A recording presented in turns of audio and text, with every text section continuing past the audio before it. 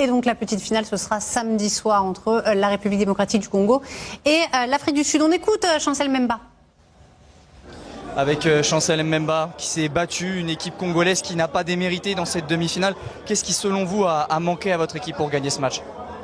Non, on savait que ça va être très difficile, mais nous on a poussé au début jusqu'à la fin. C'est la réalité du foot. Le plus important, on reste tête haute. Ça reste encore dernier match. Tout est possible. On va rentrer à l'hôtel bien reposé après pour concentrer le prochain match. Chancel, il y a cette image très forte de vos coéquipiers et de vous-même lors des hymnes avec la main sur la bouche et les doigts sur la tempe. Est-ce que vous pouvez nous expliquer pourquoi vous avez décidé de faire ce geste aujourd'hui? Je ne sais pas, mais tout le monde ils savent.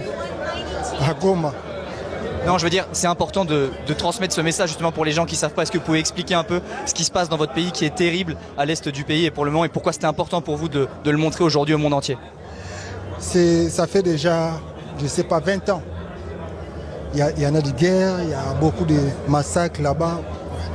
Le plus important, nous on a passé notre message. Nous on a fait notre devoir sur le terrain. Après, je sais très bien, il y en a l'Union européenne, il va voir. Parce qu'on a fermé la bouche, on a fermé les yeux. Nous, on a fait notre devoir sur le terrain. On a montré à tout le monde qu'il y a beaucoup de massacres au Congo. C'est certain. On peut vous remercier d'ailleurs, Chancel, d'être venu à notre micro. Et je pense que tous les Congolais aujourd'hui, en leur nom, je vous félicite parce que je pense qu'ils sont très fiers de vous et très heureux de la compétition que vous avez faite. Merci beaucoup, Chancel. Merci, avec plaisir. Bonne soirée. Merci beaucoup. C'est vrai que c'était particulier aussi pour la RDC. Ils ont fait le choix de ce geste fort, de communiquer aussi ces derniers jours sur les réseaux sociaux. Ils ont profité finalement de cette Coupe d'Afrique des Nations pour mettre la lumière sur les exactions dans l'est du pays. Il y avait une charge émotionnelle aussi très lourde à porter pour eux. Oui, je pense que c'est pas évident de disputer un match. Et puis moi, je pense même que quand il y a des massacres comme ça, le football passe après. Oui. Il n'y a rien qui passe avant ça. Et c'est important pour eux d'avoir profité aussi de cette couverture médiatique qu'est la CAN, de pouvoir montrer et de pouvoir dénoncer, ce génocide. Maintenant, ils ont fait leur boulot, comme Chancel il disait. On a montré que on était contre ça. Maintenant, aux autorités de prendre les mesures nécessaires. Et puis, c'est pas les meilleures conditions pour préparer un match de foot, parce que pour moi, la vie des gens, je suppose même que dans cet effectif, il y a peut-être même des joueurs qui sont atteints. Cédric Bakambu est très impliqué dans cette ville. Des familles qui sont issues de là-bas. Donc préparer un match en sachant que sa famille est sous les feux des armes ou alors va peut-être mourir, je vous assure que c'est très très difficile. Mais en tout cas, bravo pour leur geste et j'espère que ça sera entendu partout. On retrouve Sébastien de Sabre aux côtés de Guillaume Truyer. Avec Sébastien de Sabre, merci d'être à notre micro. Sébastien, quelle est votre analyse de cette rencontre? Qu'est-ce qu'il a manqué pour bousculer davantage la Côte d'Ivoire? Au final, il a manqué de valider le temps fort qu'on a eu sur les 30 premières minutes du match, puisqu'on est bien rentré dans la rencontre, on était bien en place. On a eu quelques occasions, dont un but refusé. Après, sur la seconde mi-temps, on a reculé, on a eu un petit peu du mal, je pense, physiquement à finir le match. C'est vrai que l'équipe a été portée, la Côte d'Ivoire a été portée par le public, mais bon, nous on s'est pas désorganisé, on prend, c'est dommage, un but qui, je pense, était évitable. Et puis voilà, après on a essayé de mettre toutes nos armes offensives sur le terrain pour revenir, mais ça n'a pas été suffisant. Donc voilà, on est un peu déçus de s'arrêter si proche de la dernière marche.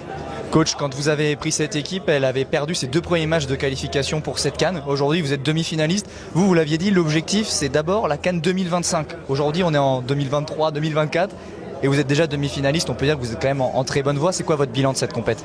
Non, le bilan, on le tirera dans quelques jours. Il nous reste encore un match où il faut se reconcentrer. Il y a une médaille à aller chercher. Donc on va essayer d'aller faire le maximum pour terminer 3e de la compétition. Après, ce sera le temps des bilans. Forcément, bien sûr que le bilan sera dans sa globalité positif, parce que non seulement on a montré des belles choses au niveau du football, et puis les résultats ont suivi sur la compétition.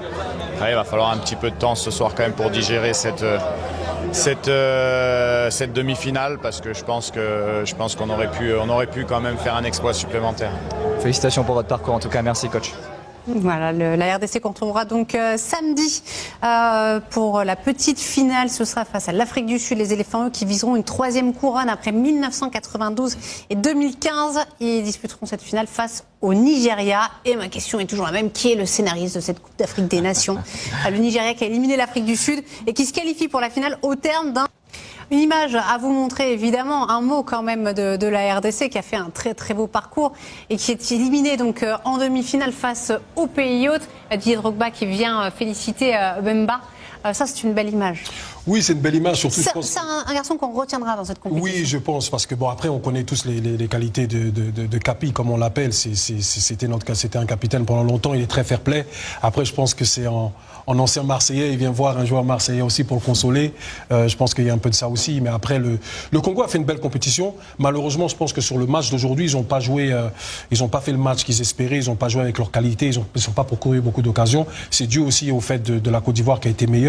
Mais le Congo a fait une énorme compétition, donc il faut leur donner le respect qui méritent. Je pense que dans ce match-là, il a manqué un peu de jambes aux Congolais parce qu'on les a vus beaucoup plus dans ce système défensif qui maîtrisait énormément. Il laissait très peu d'espace à leurs adversaires. Il fermait vraiment les côtés. On voit que le but vient sur une action de côté. Avec ce Congo, c'était très très rare de voir des adversaires passer sur ce côté. Je trouve qu'il leur a manqué de jambes et surtout, je crois que la sortie de Kakuta ne les a pas forcément aidés parce que c'est un joueur qui gardait énormément le ballon par sa technique, par son apport. Il alimentait les attaquants. On a très peu vu ça, mais en tout cas, dans l'ensemble, je pense que les Congolais doivent être fiers de leur équipe, même si voilà, ils terminent.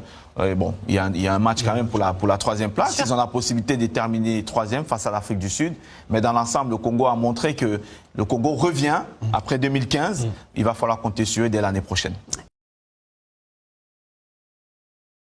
Ouais, je pense du bien. Moi, ça va pas trop. Dans cette vidéo, on va parler de la défaite du Congo. Après, j'ai même pas envie de tomber sur les joueurs. J'ai même pas envie de critiquer les joueurs. J'ai même pas envie parce que franchement, vous nous avez fait rêver. Le parcours que vous avez fait et là où vous êtes arrivé, personne ne vous voyait arriver là. Et franchement, vous avez cru en vous, vous l'avez fait. Vous avez ramené de la ferveur et de la joie dans tout un peuple. Même nous, les Brazza, on surveillait même plus le fleuve. On était là en train de surveiller vos matchs. On regardait, tout le monde regardait. Il y avait un engouement, on était tous derrière vous, tous en train de pousser pour que vous alliez le plus loin possible. Après, peut-être que c'est les limites de ce système de jeu, parce qu'après, il suffit qu'une équipe fasse des attaques placées et arrive à passer par les côtés, et il suffit qu'une bonne action passe, et c'est fini. Même si je pense que les 20 ou les 30 premières minutes, franchement, la RDC était bien rentrée dans le match. Même avec le but refusé, après, il y en a certains qui vont dire qu'il n'aurait pas dû être refusé. Après, bon, le gardien avait le ballon en main. Mais les 20, 30 minutes, la RDC était très bien rentrée dans le match. Et après, est-ce qu'il y a eu un manque de concentration? Ou est-ce qu'il y a eu de la fatigue? Parce que le Congo a joué des matchs en prolongation, mais aussi parce que le match souvent à défendre, à être derrière, fatigue plus que prendre le ballon et essayer de faire le jeu. Ça fatigue 2 fois plus. Mais en même temps, il y a le sportif, mais aussi l'extra-sportif. J'ai vu beaucoup sur les réseaux. Avant le match, ça parlait beaucoup de génocide qui se passe à l'est du pays. Même les joueurs pendant l'hymne ont fait un geste. Et c'est vrai que ça peut impacter les joueurs, ça peut t'impacter. Quand ça touche ton pays, tu te sens concerné et ça peut que t'impacter. Ensuite, on te dit d'aller jouer là-bas, de passer 90 minutes à jouer, peut-être que ta tête est là ailleurs. Et c'est pour ça aussi, peut-être le manque de concentration. Aussi avoir la colère aussi qui est mêlée avec parce que personne n'en parle. Les médias n'en parlent pas, personne n'en parle. C'est vrai, c'est pas normal. C'est pour les Ukrainiens, quand les attaques en Israël, tout le monde en a parlé. Et limite, si t'en parlais pas, il y avait un problème. Et pas limite, t'étais dans l'autre camp. Ah, limite. Non mais c'est vrai, tout le monde en parlait. Mais pour en parler de ce qui se passe au Congo, là personne n'en parle. Même nous-mêmes, des fois, nous n'en parlons pas. Quand je vois certains qui mettent le drapeau de l'Ukraine et tout, non, c'est pas normal. En tant qu'Africain, c'est pas normal. Je dis pas qu'il faut ignorer les autres souffrances. Je dis juste, les siens d'abord. Donc d'abord nous, et ensuite, après les autres. Parce que si nous n'en parlons pas, eux, ils vont pas le faire. Eux, ils vont pas en parler. Ah oui, c'est comme ça. Donc si nous en parlions, mais pas que les Congolais, si nous, les Africains en général, si nous en parlions, si nous faisons du bruit, là ils seront obligés de voir. Je dis peut-être que l'extra-sportif a aussi pesé sur certains joueurs, sur le manque de concentration, peut-être ça a joué, peut-être il y a peut-être eu plusieurs facteurs. Mais en tout cas, moi je me dis très fier du parcours de la RDC. Vous avez représenté le Congo, mais c'est pas la fin de notre parcours, il reste la 3e place à aller chercher. Mais en tout cas, très beau parcours parce que personne attendait le Congo à ce niveau-là. Personne. Et il faut se dire que la RDC a peut-être perdu contre le futur vainqueur. Donc c'est pas rien.